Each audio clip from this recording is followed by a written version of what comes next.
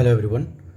पिछले लेक्चर में हमने भारत की जलवायु का कंप्लीट एनालिसिस कर लिया था और जैसा कि हमने डिसाइड किया था कि अगले लेक्चर में हम इसका ऑब्जेक्टिव क्वेश्चंस देखेंगे। तो आइए शुरू करते हैं। सबसे पहला क्वेश्चन है कि मानसून शब्द की उत्पत्ति किससे हुई है। ये हमने लेक्चर 1 में डिस्कस किया था। इसकी उत्पत्ति हुई है अरबी भाषा से। ठीक है। नेक्स्ट, तमिलनाडु में मानसून के समय मानसून के सामान्य महीने कौन से हैं। तमिलनाडु में जो मानसून, आपको पता है कि जो बरसात होती है तमिलनाडु में वो होता है लौटते हुए मानसून से, यानी शीतकालीन वर्षा से। तो ये होगा नवंबर दिसंबर, ऑप्शन डी। नेक्स्ट, निम्न कथनों पर विचार कीजिए। असर्शन रीजन का क्वेश्चन है। भारत मूलतः एक मानसूनी देश है। ठीक है। उच्च हिमालय उसे जलवायु संबंधी विशेषता प्रदान करता है।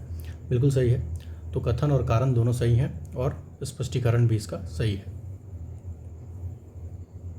Next, inter tropical convergence zone ITCZ एक निम्न वायुदाब पेटी है। ठीक, ये कहाँ स्थित है। तो ये स्थित है भूमध्य रेखा पर। हमने डिस्कस किया था कि ये एक लो प्रेशर जोन है ITCZ। ठीक है। और यहाँ दोनों गोलार्ध की व्यापारिक पवनें जो हैं उनके अभिसरण का क्षेत्र है, यानी उनके मिलने का क्षेत्र है ये ITCZ। ठीक। और इसको दो पार्ट में, मतलब इसकी दो पेटियाँ हैं बेसिकली। एक है नॉर्थ ITCZ यानी NITCZ और एक है साउथ ITCZ SITCZ। ठीक। और ये जो अभिसरण क्षेत्र है इसको पॉपुलरली ITCZ बोल दिया जाता है, इंटर ट्रॉपिकल कन्वर्जेंस जोन। ठीक है। आगे चलते हैं। और ये 0 डिग्री, मतलब ये 0 डिग्री हुआ, 10 डिग्री नॉर्थ कह लीजिए और 10 डिग्री साउथ के बीच में ये पाई जाएगी। नेक्स्ट, निम्नलिखित कथनों पर विचार कीजिए। पूरे वर्ष 30 डिग्री नॉर्थ और 60 डिग्री साउथ अक्षांशों के बीच बहने वाली हवाएं पछुआ हवाएं कहलाती हैं। अच्छा, भारत के उत्तर पश्चिमी क्षेत्र में शीतकालीन वर्षा लाने वाली आर्द्र वायु संहतियाँ पछुआ हवाओं के भाग हैं। ये तो बिल्कुल ठीक है, क्योंकि हमने ये डिस्कस किया था कि जो पश्चिमी विक्षोभ जो आता है, ठीक, पश्चिमी विक्षोभ उसको कौन लेके आता है, उसको जो उत्तर पश्चिम में ये जो पछुआ हवाएं जो प्रवाहित होती रहती हैं, ठीक, यही उसको क्या करती हैं, कैरी करके इंडिया की तरफ लेके आती हैं। ठीक है। इसको हमने पछुआ जेट के नाम से पढ़ा था। ठीक। तो स्टेटमेंट सेकंड सही है। फर्स्ट स्टेटमेंट गलत है। वो क्यों गलत है, क्योंकि ये जो पछुआ हवाएं हैं ये 30 डिग्री नॉर्थ और 60 डिग्री साउथ, मतलब कि ये कह रहा है कि ये मान के चलिए अगर ये 0 डिग्री हुआ और ये 30 डिग्री हुआ और ये 60 डिग्री हुआ, तो ये कह रहा है कि इतने पूरे रीजन में पछुआ हवाएं बहती हैं। तो ये गलत है, क्योंकि हमने अभी पढ़ा नहीं है, लेकिन जब हम पढ़ेंगे इसको प्रेशर बेल्ट्स में तो वहाँ हम देखेंगे क्लासिफिकेशन जो है वो इस प्रकार के है कि 0 से 23.5 25 डिग्री मान लीजिए, 25 डिग्री नॉर्थ 25 डिग्री साउथ। ठीक। ये क्षेत्र जो है किसका है, ये व्यापारिक पवनों का है। ठीक है। इसके बाद यहाँ से 35 डिग्री या 40 डिग्री कह लें नॉर्थ और 40 डिग्री साउथ। ठीक। ये जो क्षेत्र है यही पछुआ पवनों का क्षेत्र है बेसिकली। ठीक है। तो फर्स्ट गलत है, सेकंड सही है। तो आंसर होगा ऑप्शन बी, केवल 2। निम्न ऋतुओं को भारतीय कैलेंडर के अनुसार कालक्रम में व्यवस्थित कीजिए। शरद, ग्रीष्म, बसंत, वर्षा। ठीक। इसमें बताना है कि पहले इंडिया में कौन सी ऋतु आएगी, उसके बाद क्या शुरू होगा, किसके अकॉर्डिंग, भारतीय कैलेंडर के अकॉर्डिंग। देखिए, भारतीय कैलेंडर में महीना कब से शुरू होता है, चैत में, कि होली के बाद लोकगीत जो गाए जाते हैं वो चैता गाया जाता है। ठीक। और ये आगमन है, ये मतलब सूचक है किस चीज़ का, नव वर्ष के आगमन का। ठीक। तो भारतीय कैलेंडर के अनुसार नया वर्ष कब शुरू होता है, चैत्र महीने में, और ये जस्ट बसंत के बाद आता है। ठीक। मतलब बसंत के बाद नहीं आता, बसंत ही है ये। ठीक। तो हमारा जो शुरू होता है भारतीय कैलेंडर वो बसंत ऋतु से शुरू होता है। तो जैसे ही आप एक फाइंड आउट कर लीजिएगा बसंत, उसके बाद तो अनुभव के बेसिस पे भी आप बता सकते हैं कि बसंत के बाद क्या आएगा। तो बसंत के बाद क्या आता है हमारे यहाँ बसंत के बाद आती है गर्मी, और गर्मी के बाद बरसात, और बरसात के बाद जाड़ा। ठीक, तो 3 2 4 1 यही हुआ ना? हाँ यही हुआ, 3 2 4 1, ऑप्शन बी। नेक्स्ट, अमृतसर एवं शिमला लगभग एक ही अक्षांश पर स्थित हैं, परंतु उनकी जलवायु में भिन्नता का कारण है। ये हमने देखा था, बहुत सारे फैक्टर थे, ठीक। तो जैसे ऊंचाई में भिन्नता, समुद्र से दूरी, ये सारे फैक्टर हैं। लेकिन इस केस में अमृतसर और शिमला, इसमें ये समुद्र से दूरी जो ऑप्शन है तो इरिलेवेंट है, ठीक। इरिलेवेंट क्यों है? क्योंकि अमृतसर जितना दूर है, मतलब अरब सागर और बंगाल की खाड़ी, तो क्या कोई खास डिफरेंट डिस्टेंस तो नहीं है समुद्र का इनसे, मतलब नहीं, इसको ऐसे बोलता हूँ कि समुद्र जितना अमृतसर से दूर है, थोड़ा सा शिमला उससे हल्का सा दूर होगा, तो ये थोड़ा सा रिलेवेंट है। क्योंकि अगर ये रहता कि चलिए मान के चलिए कि इसके आसपास कहीं समुद्र रहता शिमला के पास, ठीक है, तो इस समुद्र से दूरी एक लॉजिकल ऑप्शन बनता। लेकिन यहाँ पे तो इन दोनों को समुद्र से कोई लेना देना नहीं है, तो ये थोड़ा सा इलॉजिकल ऑप्शन है, ठीक।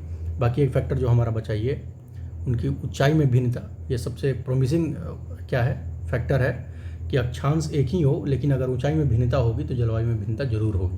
ये हमने डिस्कस किया था अच्छे से। तो ऑप्शन ए इसका आंसर है भाई तुम्हें। और ये बर्फबारी और प्रदूषण, तो ये तो फिर क्या ही कहना इसको। नेक्स्ट, निम्नांकित क्षेत्रों में कौन सा क्षेत्र मानसून की अरब सागर शाखा से अधिक प्रभावित नहीं होता? तो मानसून की अरब सागर शाखा से अधिक प्रभावित कौन नहीं होगा? इसमें छत्तीसगढ़ बेसिन जो है ये प्रभावित नहीं होगा। क्यों? क्योंकि हमने देखा था कि इसको एक मिनट डायग्राम से देखते हैं। ये रहा हुआ डायग्राम जो अरब सागर शाखा से के 3 जो उप शाखाएँ हैं उनको दिखाता है। तो एक जो शाखा है वो निकल जाती है इधर काठियावाड़ होते हुए उत्तर की तरफ। दूसरी जो है वो मुंबई और थाने पुणे के बीच जो क्या बोलते हैं उसको, दर्रा है जो, उससे होके इंटर कर जाती है मैदानी भागों में, ठीक। और तीसरा जो है वो मालाबार तट के पास बरसात कराती है, ठीक है। तो ये कहीं से भी कहीं तक छत्तीसगढ़ के आसपास ये बरसात नहीं कराती। या सबसे कम जो इफेक्टेड होता है अरब सागर की शाखा से, वो कौन सा रीजन है? छत्तीसगढ़, ठीक है। क्योंकि यहाँ से ये जो अरब सागर की शाखा है वो इस तरीके से निकल जाएगी, ठीक। ये प्रभावित किससे होगा? तो ये प्रभावित होगा बंगाल की खाड़ी की शाखा से, दिख रहा है हमें, ठीक है। चलते हैं अपने क्वेश्चन की तरफ। तो आंसर कौन सा है? Option D, Chhattisgarh basin. Madhya Pradesh भी होगा, पश्चिमी घाट तो होगा ही, और दक्कन का पठार भी इससे प्रभावित होता है। आगे चलते हैं। मानसून का निवर्तन इंगित होता है किससे? साफ आकाश से। तो हाँ, हाई प्रेशर जैसे ही जनरेट होता है आकाश क्या हो जाता है? साफ हो जाता है, क्योंकि ये वाष्पीकरण वगैरह की दर को क्या कर देता है? कम कर देता है। बंगाल की खाड़ी में अधिक दाब परिस्थिति, ठीक है, और स्थल पर तापमान के बढ़ने से, बिल्कुल ठीक है। तो ये इसका आंसर हो जाएगा ऑप्शन सी, 1 2 और 3। भारतीय मानसून मौसमी विस्थापन से इंगित है, इसका क्या कारण है? मौसमी विस्थापन से इंगित इसका कारण है स्थल तथा समुद्री का विभेदी तापमान।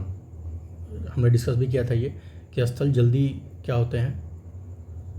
जल्दी ठंडा होते हैं और जल्दी गर्म भी हो जाते हैं, और जल न जल्दी ठंडा होता है और न जल्दी गर्म होता है, ठीक है। तो इनके बीच में जो डिफरेंशियल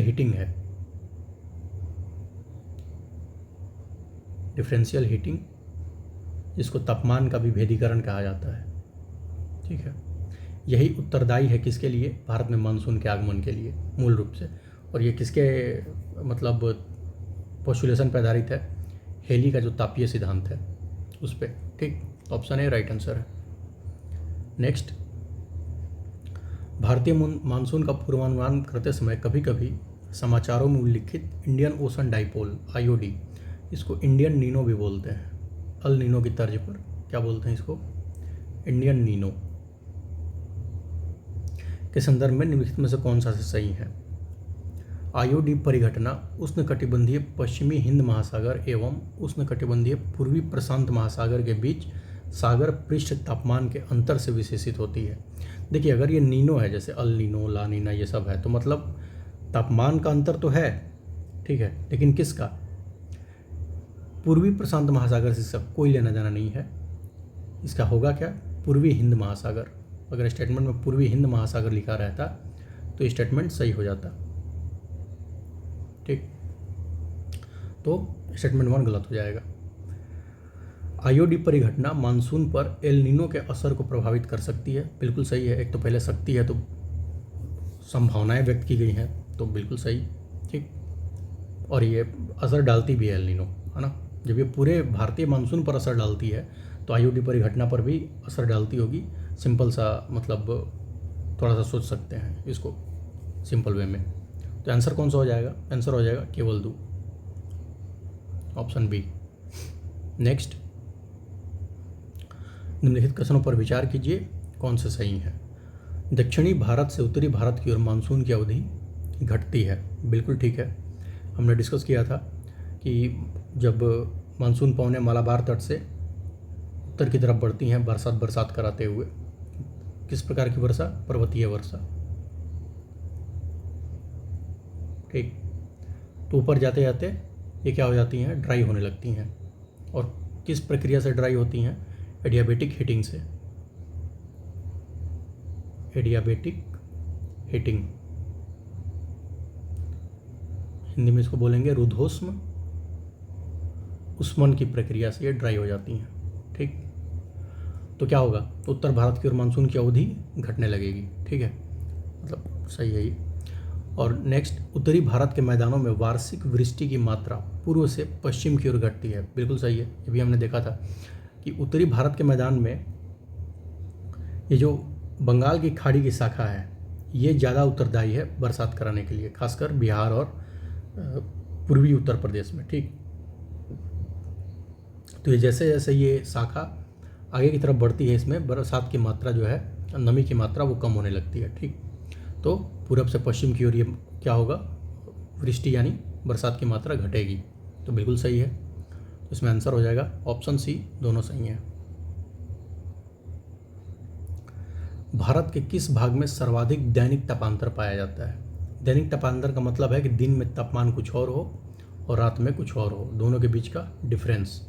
ठीक, पूर्वी तटीय प्रदेश में नहीं। क्यों? क्योंकि हमने पढ़ा था कि सागर के आसपास जो रहने वाले हैं, ठीक है, उनको तापांतर अधिक महसूस नहीं होता। ठीक, जैसे खासकर हमारे दक्षिण भारत के लोग जो हैं उनको ज़्यादातर ये जो मौसम में जो चेंजेस नज़र आते हैं वो ज़्यादा नज़र नहीं आते। ठीक, छत्तीसगढ़ मैदान के आंतरिक क्षेत्रों में इसको रख सकते हैं कंसिडरेशन में। ठीक है, अंडमान द्वीप समूह ये बिल्कुल नहीं होगा क्योंकि ये समुद्र के किनारे, ये तो समुद्र में ही है। और नेक्स्ट, राजस्थान के मरुस्थलीय क्षेत्रों में। अब देखिए ज़्यादा इसमें क्या है, इसमें देखना है कि ज़्यादा सही कौन सा है। ज़्यादा सही है ऑप्शन डी, राजस्थान के मरुस्थलीय क्षेत्रों में, क्योंकि मरुस्थल का तापमान जो है वो क्या होगा? दिन में काफ़ी ज़्यादा हो जाता है और रात में मरुस्थल काफ़ी ठंडे हो जाते हैं। ठीक, क्या कारण है इसका? इसका कारण है एल्बिडो इफेक्ट। किसका? रेत का। ठीक है, रेत का एल्बिडो कैसा होता है? रेत का एल्बिडो होता है ज़्यादा। ठीक है, मतलब ये ऊष्मा को क्या करेगा? रिफ्लेक्ट भी कर देगा। ठीक है, और तो ऊष्मा को अगर बहुत जल्दी रिलीज करता है तो क्या होगा? रात में उतनी जल्दी शीघ्रता से ठंडा हो जाएगा। ठीक, और दिन में हीटिंग तो होती ही है ताप मिलने से, इसलिए जो दैनिक तापांतर है ये काफ़ी ज़्यादा मिलता है। तो ऑप्शन डी सही आंसर है। आगे चलते हैं। भारत को उष्ण कटिबंध और उपोष्ण कटिबंध में विभाजन करने के आधार के रूप में मानी गई जनवरी की समताप रेखा है। मतलब कहने का मतलब है कि उष्ण कटिबंध और उपोष्ण कटिबंध में जो भारत विभाजित होता है तो कौन से टेम्परेचर की लाइन है वो, कौन सी समताप रेखा है जो इसको डिवाइड करती है? तो ये है 18 डिग्री सेल्सियस की, ऑप्शन बी। ठीक, आगे चलते हैं। भारतीय उपमहाद्वीप पर ग्रीष्म ऋतु में उच्च ताप और निम्न दाब। ठीक है, उच्च ताप होगा तो निम्न दाब होगा ही। हिंद महासागर से वायु का आकर्षण करते हैं, मतलब वायु को अपनी तरफ खींचते हैं हिंद महासागर से, जिसके कारण प्रभावित होती है। अरे सिंपल से ये पूछ रहा है दक्षिण पश्चिम मानसून हवाएं, ऑप्शन बी। क्योंकि हमने ये पढ़ा था जब भी हम सारे फैक्टर्स देख रहे थे, मस्करनी उच्च दाब, ठीक, मस्करनी हाई प्रेशर जोन, उसके बाद तिब्बत के पठार का क्या हो जाना? गर्म हो जाना, जिसकी वजह से वहाँ भी क्या हो रहा था? लो प्रेशर का जोन बन रहा था। ठीक, इसके अलावा क्या देखा था हमने देखा था पश्चिम ऑस्ट्रेलिया में हाई प्रेशर और ITCZ का उत्तर की तरफ विस्थापन। ठीक है, ये सारे फैक्टर्स क्या थे? ये सारे फैक्टर्स थे दक्षिण पश्चिम मानसून हवाओं के भारत में आगमन के कारक हैं ये। ठीक, तो और यही तो है, यही सारे फैक्टर्स जो हैं वो क्या करते हैं कि स्थल खंड में लो प्रेशर का निर्माण कर देते हैं, और स्थल खंड के कंपेयर में हिंद महासागर का जो जोन है वो हाई प्रेशर की तरफ रहता है। इसका रिजल्ट क्या होता है कि हवाएं जो है वो हाई प्रेशर से लो प्रेशर की तरफ बहना शुरू करती हैं। किस वे में, किस रूप में? दक्षिण पश्चिम मानसून हवाओं के रूप में। Option B. आगे चलते हैं। भारत में मानसून की उत्पत्ति निम्नलिखित पवनों में से किसके द्वारा होती है? दक्षिण पश्चिम मानसून। ऑप्शन ए ठीक है। निम्नलिखित में से कौन सा एक सबसे सूखा स्थान है? तो देखिए, इसमें सबसे जो उत्तर की तरफ होगा ना वो सबसे सूखा होगा। क्यों? क्योंकि एक तो दक्षिण पश्चिम मानसून की शाखा ये भी ऊपर जाते जाते ड्राई हो जाती है, और दूसरा जो ये बंगाल की खाड़ी की शाखा आती है ये भी जाते जाते क्या हो जाती है? ड्राई हो जाती है। अच्छा, ये दोनों शाखाएं मिलती कहाँ हैं? ये मिलती हैं धर्मशाला में। धर्मशाला है कहाँ? यह है हिमाचल में। ठीक, तो खैर हमारा डिस्कशन ये नहीं था।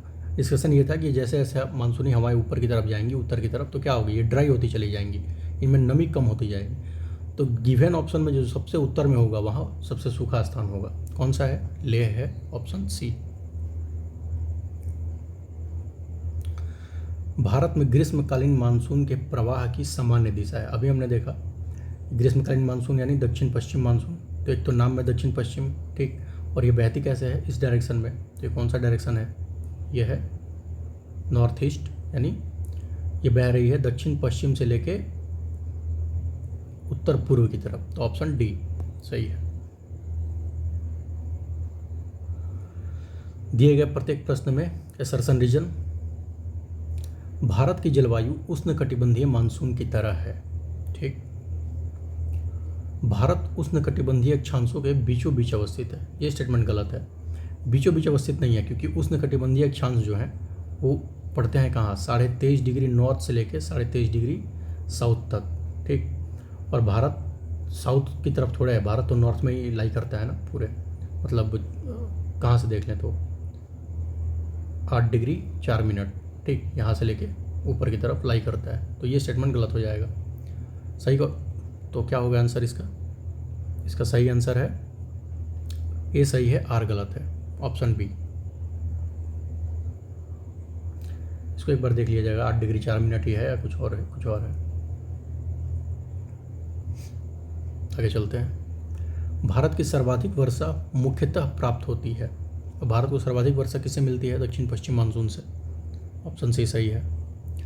उत्तर पूर्वी मानसून से सबसे अधिक वर्षा प्राप्त करने वाला राज्य है।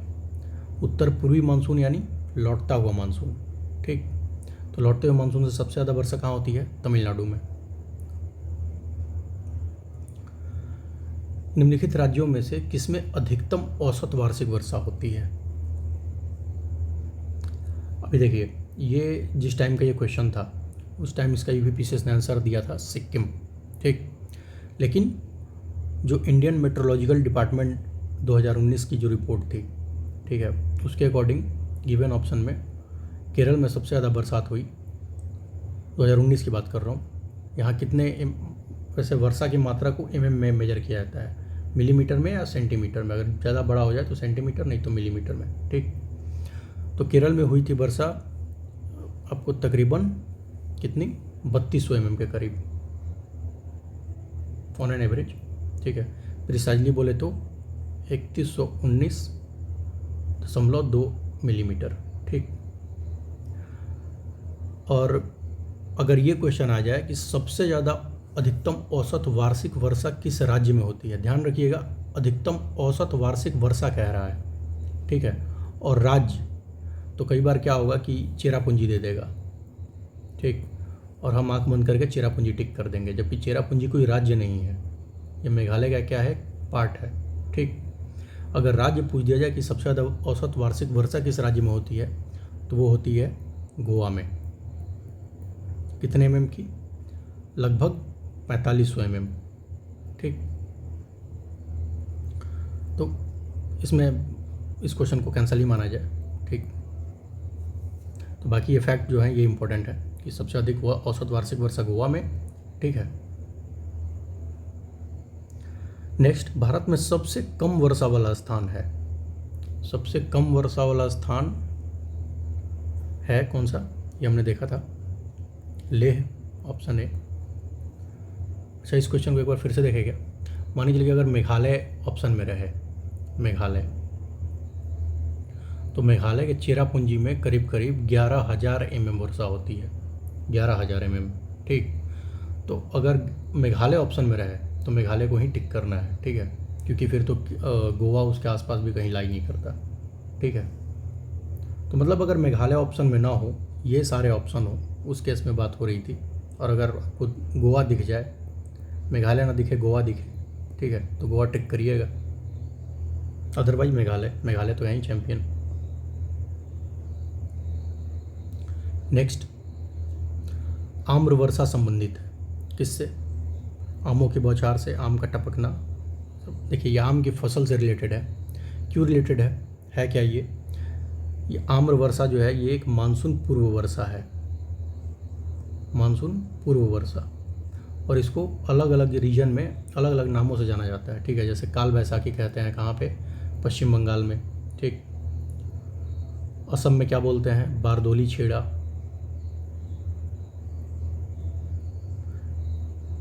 ऐसे ही हमने इसको डिस्कस किया था कि इसको अलग अलग रीजन में क्या कहा जाता है, ठीक। तो ऐसे ही आम्र वर्षा किस रीजन में इसको बोला जाता है, ये मानसून पूर्व वर्षा को, कर्नाटक और केरल के रीजन में, ठीक। और ये करती क्या है, इससे आम की जो फसल है वो पक जाती है, मतलब आम पकने लगते हैं, ठीक है। इसके अलावा कॉफ़ी के फूल, फ्लावरिंग होने लगती है कॉफ़ी प्लांट्स की, ठीक है। तो आंसर कौन सा आएगा, ऑप्शन डी। नेक्स्ट, चेरापूंजी अवस्थित है मेघालय में, ऑप्शन सी। भारत में सर्वाधिक वर्षा कहाँ होती है, देखिए जहाँ इस पश्चिमी घाट पे, केरल के मलाबार तट पे मानसून स्फोट की घटना होती है, हिमालय क्षेत्र और मेघालय, ये तीनों तो एक ही साथ दे दिए, तो इसका कौन सा जोड़ है, तो ऑप्शन ए सही है। नेक्स्ट, चेरापूंजी स्थित है, अब ये पहाड़ियाँ पूछ रहा है, तो चेरापूंजी खासी पहाड़ी में स्थित है। नेक्स्ट, भारत में अंतर्देशीय जल मार्गों का पर्याप्त विकास नहीं हुआ है, बिल्कुल सही बात है, क्योंकि नदियों में पानियों की क्या है, कमी है। भारत के अधिकतर भागों में वर्षा साल के 4 महीने में ही होती है, बिल्कुल सही है, क्योंकि नदियों में पानी कम है। इसका रीज़न क्या है कि वर्षा का जो टाइमलाइन है वो बहुत कम है, 4 महीने ही है, ठीक। तो ए और आर दोनों सही हैं और स्पष्टीकरण भी है। नेक्स्ट, झारखंड में वर्षा किस मानसून से होती है, तो झारखंड में जो वर्षा होती है वो किससे होती है, दक्षिण पश्चिम मानसून से। फिर से असरसन रीजन, गंगा के मैदान में यदि कोई पश्चिम और उत्तर पश्चिम को चले तो मानसूनी वर्षा घटती हुई मिलेगी, बिल्कुल ठीक है। ये पढ़ा भी हमने कि पश्चिम की तरफ चलेंगे तो ये किसकी बात हो रही है, बंगाल की खाड़ी की शाखा मानसून वाली, और उत्तर पश्चिम मतलब ऊपर साइड चलिए थोड़ा सा, ठीक है। तो ये तो इधर दोनों की मात्रा जो होती है बरसात की वो घटती है, तो स्टेटमेंट सही है। रीजन क्या है, गंगा के मैदान को कोई जो ऊपर को बढ़ता जाएगा आर्द्रताधारी मानसून पवन और ऊंची जाति मिलेगी, ठीक है, ऊंची जाति मिलेगी। थोड़ा सा और लिख देता कि नमी कम होती जाएगी तो और ज़्यादा अच्छा लगता, ठीक है, बट रीजन सही है। तो अच्छा, क्यों सही है, मतलब ऐसा ज़बरदस्ती नहीं, इसलिए सही है कि जैसे ही ये और ऊंची चली जाती जाएगी वैसे वैसे जो हमने बात की थी एडियाबेटिक हीटिंग की, एडियाबेटिक हीटिंग की प्रक्रिया क्या होगी, बढ़ती जाएगी, ठीक। मतलब ऊर्ध्वोष्ण से बादलों में नमी कम होती जाएगी, ठीक है, ये मतलब है ऊंची जाति मिलेगी इससे। तो असरसन और रीजन दोनों सही हैं और स्पष्टीकरण भी बिल्कुल सही है, ऑप्शन ए। भारतीय मौसम विज्ञान विभाग की परिभाषा के अनुसार वर्षा का दिन वह होता है जब किसी विशेष स्थान पर कितने मात्रा की वर्षा होती है। ये होती है, देखिए 24 घंटे में अगर 2.5 mm के ऊपर वर्षा हो गई तो उसको कहा जाएगा कि आज बरसात का दिन था, ऑप्शन डी सही आंसर है। निम्न में से कौन सी जल प्रबंधन युक्ति भारत में लागत का अधिकतम लाभ देने वाली है, ठीक है। कॉस्ट टू बेनिफिट रेशियो किसका सबसे ज़्यादा है, तो यह है वर्षा जल के संचयन का, ठीक। नेक्स्ट, भारत के उत्तरी मैदानों में शीत ऋतु में वर्षा होती है। ध्यान रखिएगा, उत्तरी मैदानों में पूछ रहा है, ये नहीं कि तमिलनाडु देख के और मार दे लौटते मानसून से। उत्तरी मैदानों में शीत ऋतु में वर्षा होती है पश्चिमी विक्षोभ से, जो भूमध्य सागर में जनरेट होता है और उसको लेके कौन इधर आता है भारत की तरफ, ये पश्चिमी जेट, ठीक, या पछुआ कह लें, ठीक है। तो ऑप्शन है पश्चिमी विक्षोभ। नेक्स्ट, भारत में वर्षा का अधिक होते हुए भी यह देश प्यासी धरती समझा जाता है, इसका क्या कारण है? वर्षा के पानी का तेज़ी से बह जाना, बिल्कुल ठीक है। वर्षा के पानी का शीघ्रता से भाप बनकर उड़ जाना, ठीक ही है। वर्षा का कुछ थोड़े ही महीनों में जोर होना, हाँ ये भी ठीक है। तो उपयुक्त सभी, ये सारे सही हैं। नेक्स्ट, तमिलनाडु में शरदकालीन वर्षा अधिकांशतः जिन कारणों से होती है, अधिकांशतः मतलब ये लौटते मानसून से होती है, जिसको उत्तर पूर्वी मानसून कहा जाता है, ठीक है। निम्न राज्यों में से किस राज्य में जाड़े के मौसम में वर्षा मिलती है? तमिलनाडु में मिलती है, option B. Next question, Bharat में निम्न में से किस तटीय प्रदेश में उत्तर पूर्वी मानसून से वर्षा होती है? वही लौटते मानसून से वर्षा होती है, कोरोमंडल तट, तमिलनाडु। तमिलनाडु तट को ही क्या कहा जाता है? कोरोमंडल तट। नेक्स्ट, निम्नलिखित में से कौन सा कारण भारत के उत्तर पश्चिम भाग में शीत ऋतु में होने वाली वर्षा के लिए उत्तरदायी है? उत्तर पश्चिम भाग में, हाँ, ये कौन सा है? पश्चिमी विक्षोभ, ठीक है। भारत के उत्तर पश्चिम मैदान में पश्चिमी विक्षोभ से जाड़े में होने वाली वर्षा की मात्रा क्रमशः, ध्यान दीजिए, हमने डिस्कस किया था कि बंगाल की खाड़ी की जो शाखा से जो वर्षा होती है वो पूरब से पश्चिम की तरफ घटती है। रीजन क्या है? क्योंकि इसका बंगाल की खाड़ी की शाखा का डायरेक्शन है पूरब से पश्चिम, ठीक। लेकिन पश्चिमी विक्षोभ से जो वर्षा होती है वो होती है पश्चिम से पूरब की तरफ, ठीक, क्योंकि ये भूमध्य सागर से आती है। तो ये अपने डायरेक्शन में क्या होगा, जो पहले आएगा वहाँ ज़्यादा वर्षा कर आएगी, बाद में इसमें भी पानी नमी सूख जाती है, तो इसमें जो वर्षा की मात्रा है वो कम होती जाएगी। किस डायरेक्शन में? पूर्व से पश्चिम की तरफ, मतलब सॉरी, पश्चिम से पूर्व की तरफ, ठीक, इस डायरेक्शन में। आंसर क्या होगा? आंसर होगा ऑप्शन बी, पश्चिम से पूर्व की ओर। तो ये था हमारा आज का डिस्कशन। कल वाले लेक्चर में हम लोग भारत की वनस्पति को डिस्कस करेंगे, ठीक। आज के लिए एक लेक्चर को यहीं पे एंड करते हैं। Thank you very much.